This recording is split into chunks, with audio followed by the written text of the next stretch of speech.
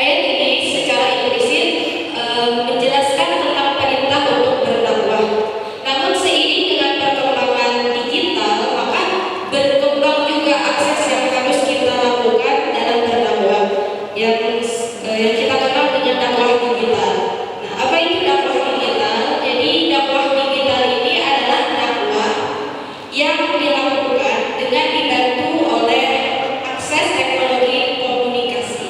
Misalnya yang sering kita lihat adalah ceramah di televisi, kemudian ada ceramah di radio, dan juga berkembang di berbagai macam platform digital pada masa kini. Misalnya ada konten dakwah di YouTube, kemudian Instagram, dan lain-lain. Nah, dalam pelaksanaan dakwah digital pasti ada tantangan yang harus dihadapi. Nah, jadi tantangan dakwah digital yang harus dihadapi, saya merangkum dalam 3 poin. Yang pertama, adanya ruang media sosial yang terlalu luas dan bebas, yang mana kita atau orang bisa mengakses apapun di sosial media itu, sehingga jika di dakwah digital ini tidak dikembangkan, maka bisa tertutup oleh konten-konten yang lainnya. Nah, yang kedua adalah kurangnya pemahaman digitalisasi dakwah. Jadi digitalisasi dakwah ini adalah upaya untuk memanfaatkan kecanggihan teknologi dengan sebaik-baiknya dalam berdakwah.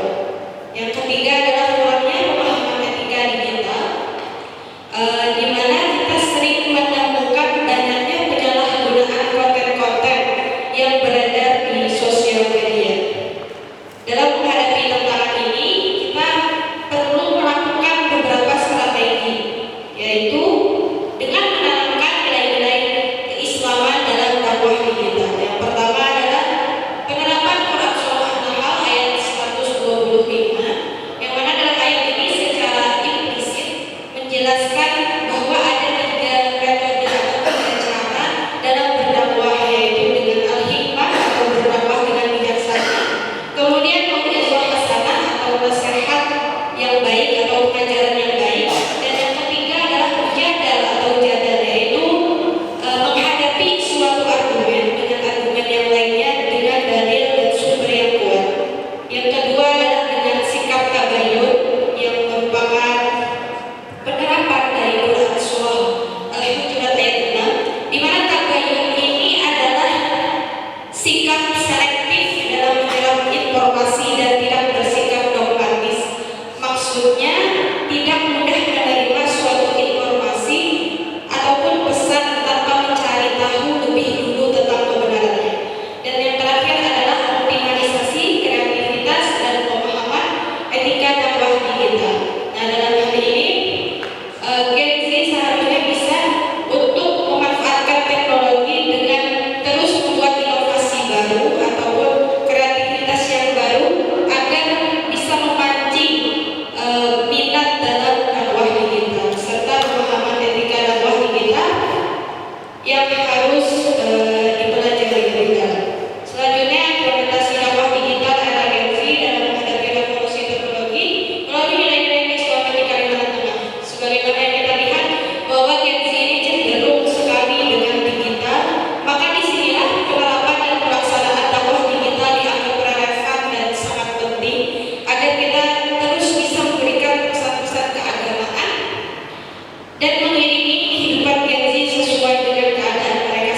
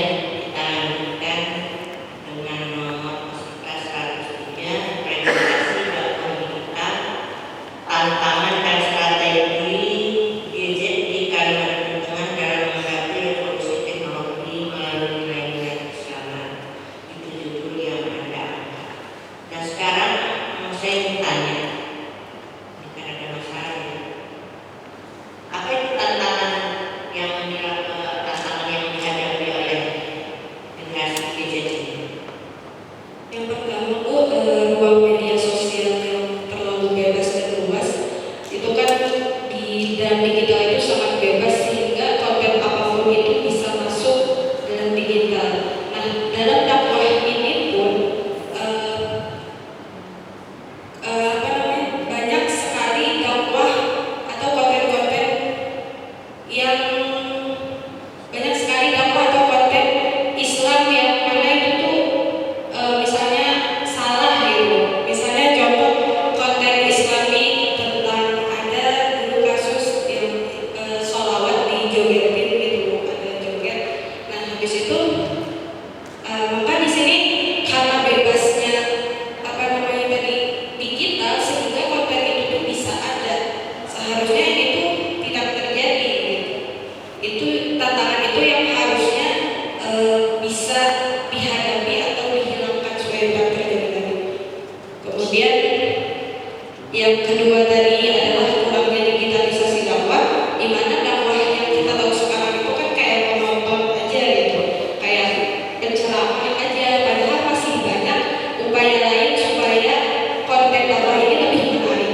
Kemudian yang terakhir tadi kurangnya etika digital, di mana banyak sekali penyalahgunaan konten yang dilakukan oleh Gen Z ini. Jadi itu tantangan yang harus kita. Dan strategi apa yang dilakukan? Strategi sesuai yang belum menjelaskan, ketiga strateginya itu saling berhubungan dulu. Misalnya tadi dengan yang pertama tadi kan penerapan Quran surah An-Nahl, kita sudah memberikan konten yang mencakup al-hikmah dengan bijaksana. Misalnya kita memberikan pengajaran dengan kata-kata yang bijak, kemudian mauizah atau nasihat tadi dalam bentuk konten, dan habis itu dengan tabayun tadi misalnya kita sebagai Gen Z jangan menjadi orang yang mudah menerima informasi gitu, atau mencari tahu kebenarannya. Lanjut.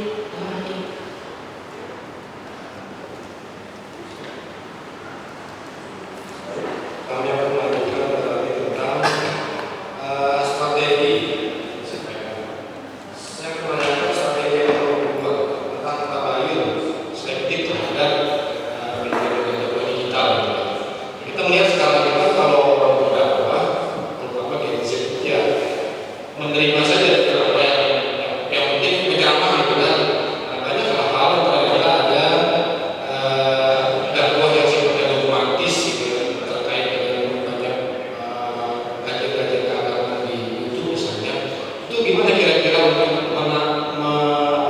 mengurangi kesalahan dalam memahami agama dalam konteks dakwah digital?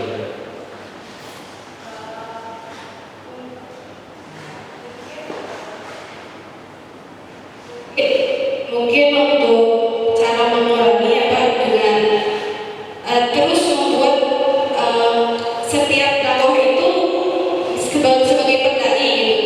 Dalam dakwah itu kita selalu harus membuat dalil yang kuat gitu untuk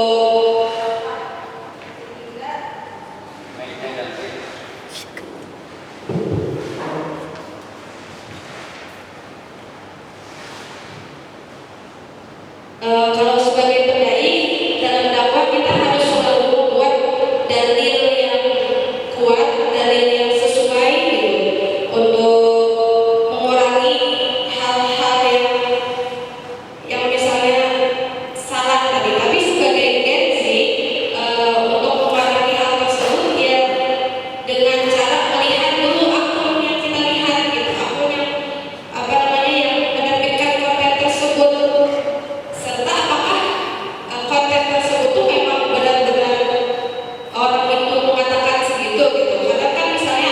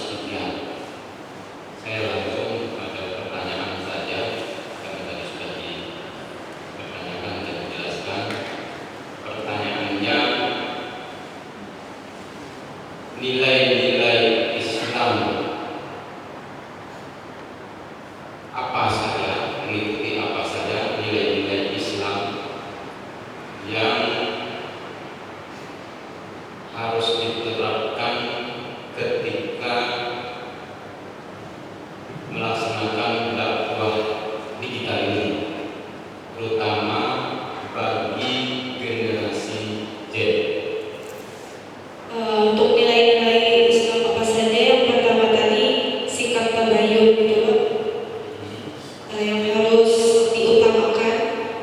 Habis itu juga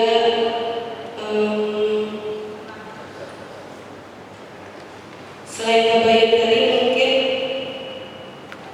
cara kita sebagai Gen Z dalam menerima dakwah tadi kan ada mau'izatul hasanah, berarti menerima nasihat itu dengan baik.